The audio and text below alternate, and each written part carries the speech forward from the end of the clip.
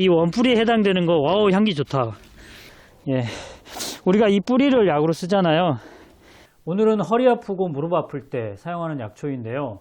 제가 여러 번 소개한 적이 있지만 이 약초가 상당히 중요할 뿐 아니라 제가 이제 1년 동안 이곳저곳 다니면서 찍어놨던 전체 모습, 그러니까 계절별로 전체 모습을 보여드릴 수 있어서 이번 영상을 찍게 됩니다. 자, 이 약초 재배하는 농가가 있는데요. 이 농부의 이야기를 잠깐 들어보겠습니다. 독칼, 일명 땅두릅이라고 하는데요. 지금 아주 어린 모종을 지금 밭에 심고 있잖아요.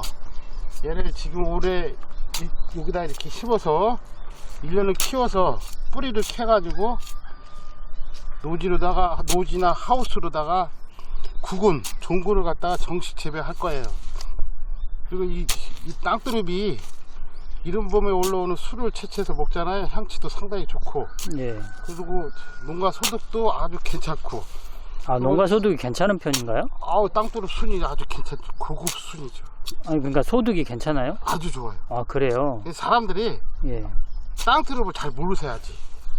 그렇죠. 저도 두릅 종류 중에서는 그러니까 일반 두릅이 있고 네.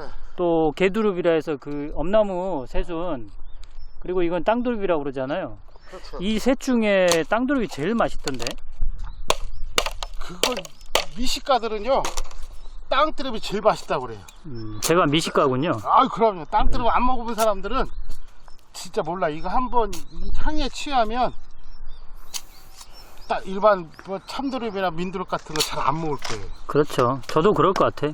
근데 사람들이 많이 모르는 것 같아. 몰라요. 그리고 이 땅두릅 재배하는 농가도 그렇게 많지도 않고. 예. 그리고 이게 땅두릅 순이 일반적으로 많이 이렇게 보급되는 상황이 아니기 때문에. 근데 우리가 약으로 쓰는 거는 뿌리인데. 뿌리로 쓰죠. 근데 이제 그러면은 일석이조네요. 근데 순도 팔고.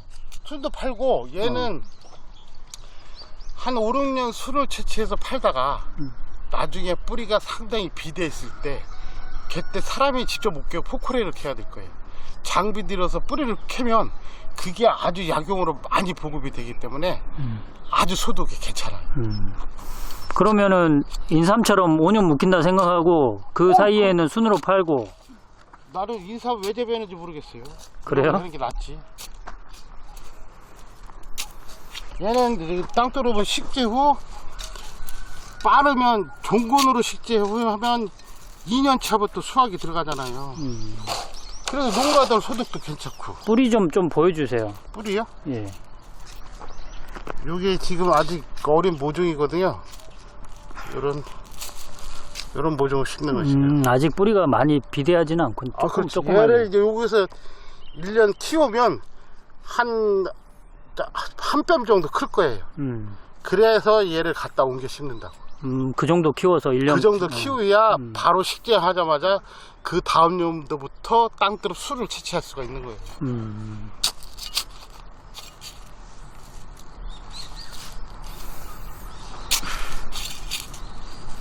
땅두릅은 지금 몇 평 정도로 재배를 하세요? 정식했을 때?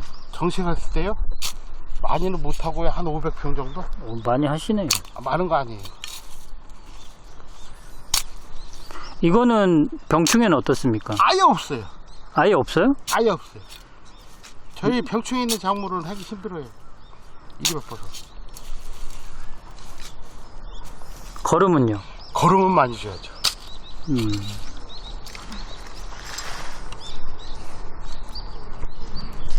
야생에서 땅두릅 많이 자생하잖아요. 그렇죠. 걔들 병충해 일체 없잖아요.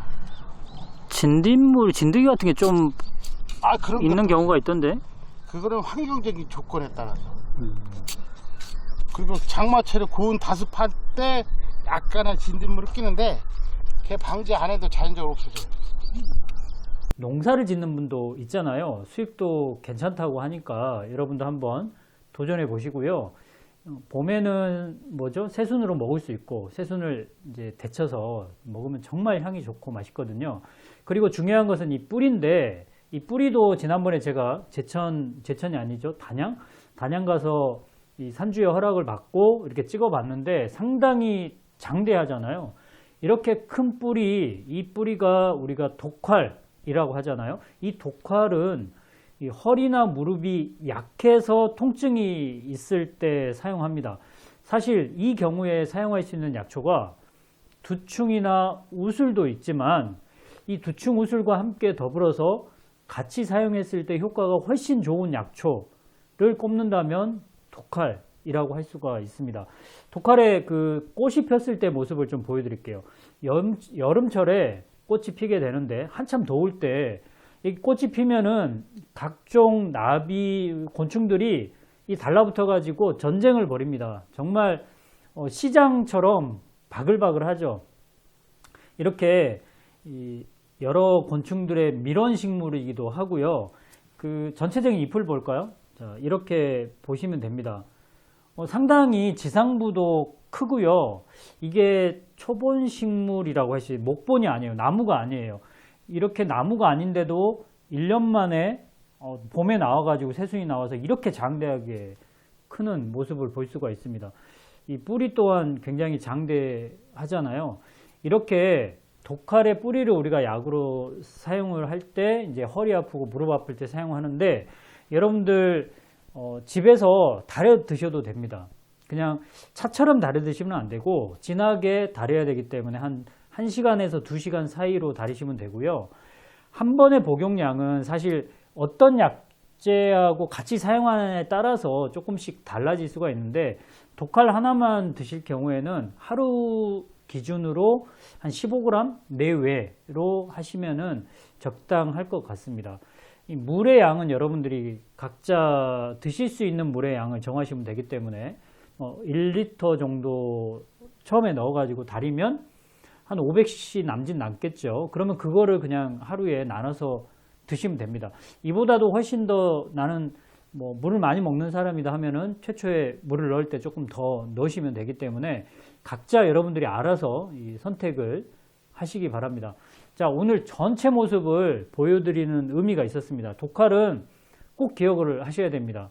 여러분들이 물리치료 받고요. 한의원에서 침 맞고 해도 완벽하게 안 되잖아요. 허리 아프고 무릎 아픈 게 완벽하지 않습니다. 그리고 병원 처방약을 복용해도 그때만 좋아지지 계속 좋아지는 건 아닙니다.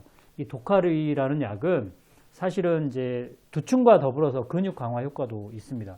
그리고 통증을 제거하는, 직접적으로 통증을 제거하는 효과도 있기 때문에 이 만성적인 요통, 만성적인 무릎 통증에는 상당히 도움이 된다.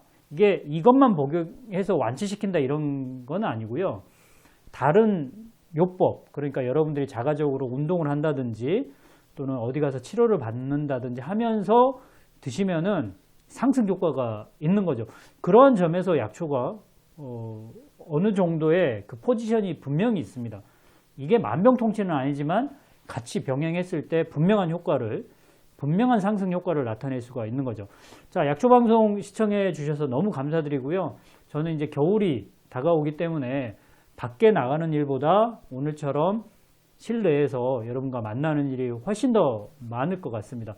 내년 봄을 기다리면서 어쩔 수가 없습니다. 자, 항상 구독, 좋아요 눌러주시고요. 제가 내년에는 새로운 강의를 여러분께 선보이려고 준비하고 있습니다. 기다려 보세요. 좋은 강의가 여러분을 기다리고 있습니다. 자, 저는 또 찾아오겠습니다. 약초교수 조경남이었습니다.